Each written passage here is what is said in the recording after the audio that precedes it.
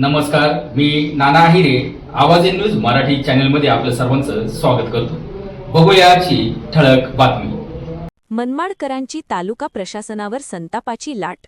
मंडळ अधिकारी सेवानिवृत्त, नवीन नियुक्ती नाही. नागरिकांना नाहक मारावे लागत आहे नांदगावच्या खेऱ्या.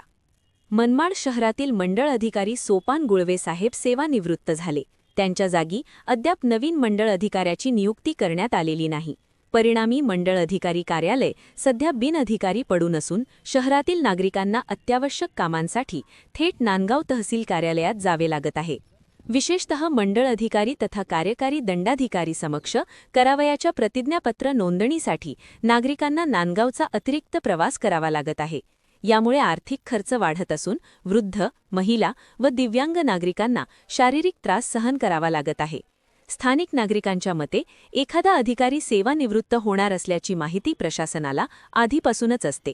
त्यामुळे त्यापूर्वीच नवीन अधिकारी नियुक्त करणे किंवा किमान प्रभारी अधिकारी नेमणे अपेक्षित होते.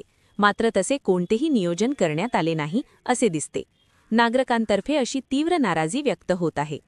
मनमाडसारख्या लाखो लोकसंख्या असलेल्या महत्त्वाच्या शहरात महसूल विभागाचे प्रमुख कार्यालय अधिकारी विना ठेवणे ही गंभीर बाब मानली जात आहे. यामुळे विविध शासकीय कागदपत्रे, प्रमाणपत्रे, पंचनामे, प्रतिज्ञापत्रे व इतर महसुली कामे रखडली आहेत.